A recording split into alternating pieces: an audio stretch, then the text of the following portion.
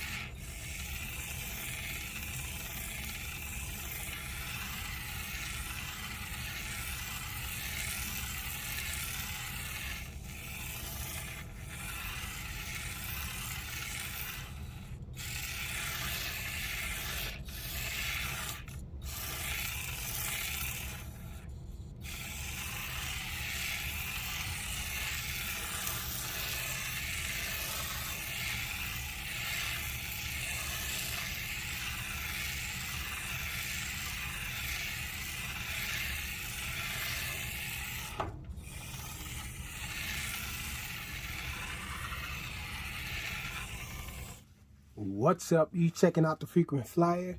Welcome back to the channel. Smash that like button to show your support. And if you're new to the channel, I'd like to extend a warm welcome. And today I want to show you guys something that I'm very fond of. Really cool RC I have here today. You guys know how fond I am of the turbo racing 176 scale cars. These things are tiny. They have fully proportional steering and throttle, and they're just hobby grade vehicles shrunken down to 176 scale. These things look like tiny replicas, and they're actual RC cars that drive really well. And this time, Turbo Racing has stepped their game up and taken it a level up. This is the Turbo Racing C64, and this thing is a drift car.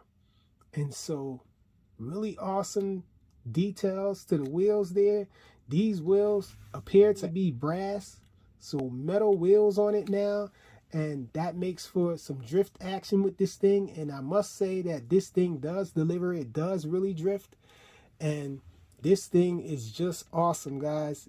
I like this one the most of all the little RC cars that they brought out so far. My previous favorite was the monster truck. They did come out with a monster truck in this size, but this thing is just awesome the way it drives and all. I'm kind of wishing that all of their 176 scale cars had these brass wheels on it. I'm actually very curious how this thing would drive if it actually had rubber wheels on top of these brass wheels, because these metal wheels give this thing a more premium feel to it. It has a little more weight, and it actually makes it more substantial. And so a lot of times with the first version of these cars, it seemed like they didn't have enough weight on them, so sometimes you will find yourself not really being that firmly planted on the ground. The best way I can describe it is that when you're actually driving it, you can turn it and it'll go forward a little still. It wouldn't really have good grip because the wheels weren't really planted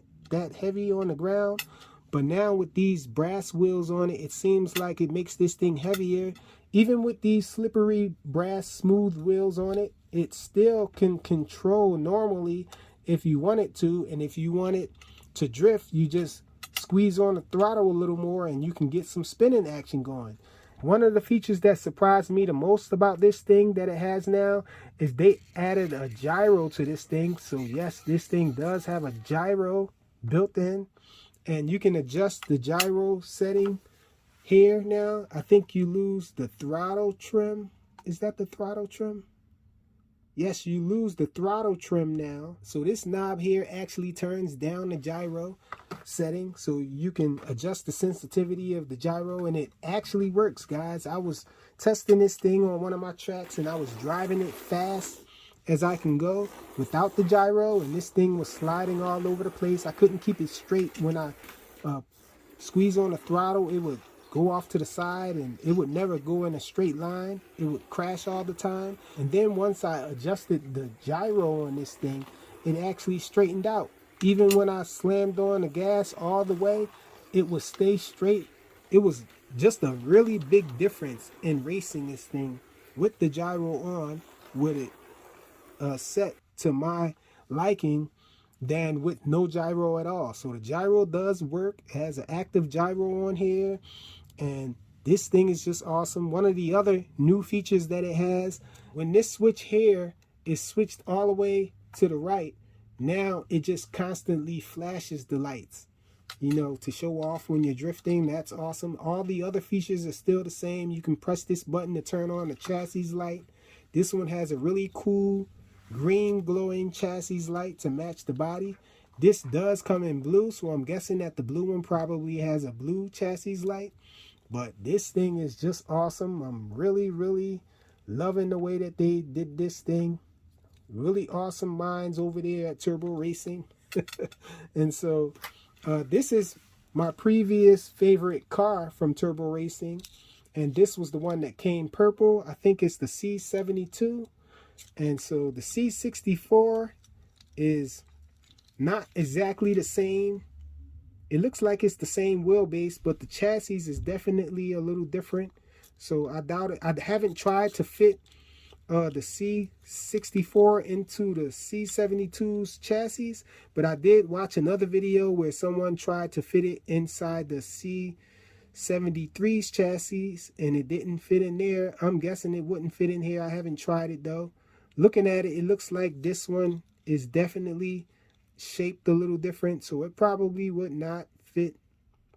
I'm looking at it now. No, this one is a little longer, so it probably wouldn't fit in the chassis.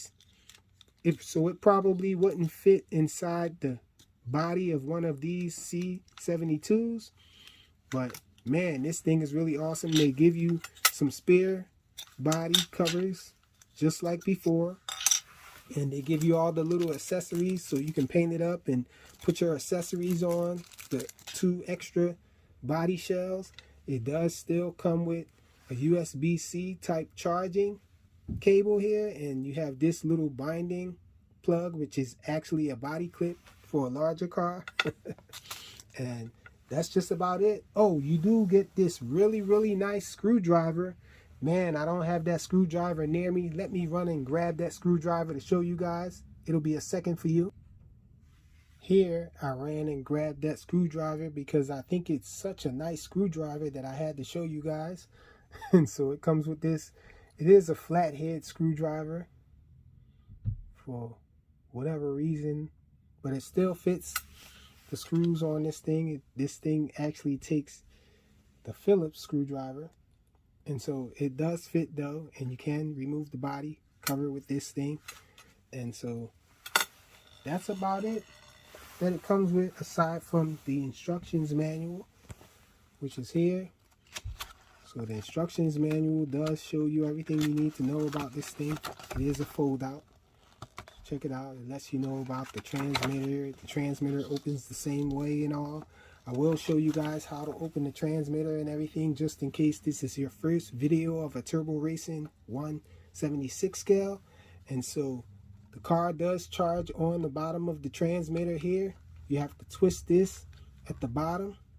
You slide it up like that, and then you twist it, and it stays up. And so you plug the car on top of there, like this here. And that's how you charge it. You have to put this thing over to charge. In the middle is charging, and all the way over is turning it on. And as you can see, there's a little light up there that glows, and you can change the color of the light by pressing this. You have a few colors you can cycle through. Green, you have blue, you have yellow, you have purple, you have blue. This is like a greenish blue, turquoise, I guess, I'm not sure. And this color looks like it's a fuchsia color, I'm guessing. And then there's off.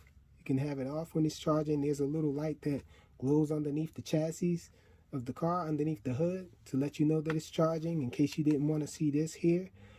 If I'm not mistaken, this light turns off or whatnot when it gets done charging, but I never charge it on the transmitter. But I just wanted to show you guys that just in case you needed to know. And so just turn it the other way and slide it back down to get rid of that USB type C there. And it does have a little coin turn here to pop the battery out of here. Let me see if I can grab something to turn it with. I got a little clip here. Let me turn this. And so that pops the battery bay out. You have 4 AAA batteries that this thing holds. You just slide it up there like a clip. And this thing gets turned back the other way to lock it. And so pressing this button here turns on the light underneath the chassis to glow. And switching channel 4 switch all the way to the left turns the headlights off. Switching it towards the middle turns the headlights and tail lights on. And switching it all the way over to the right, it makes the lights flash, the headlights and the rear lights. And so we do have steering trim here. And again, this is the gyro trim here, the gyro sensitivity. And we have steering dual rates here, and we have throttle dual rates here. And right here, if you have this thing on 100, then you can adjust the throttle DR there. But if you have it on 75% or 25% setting, then it'll just be stuck at that setting. This thing does come apart, so you press this little button here up, and it slides forward, and you can disassemble the transmitter.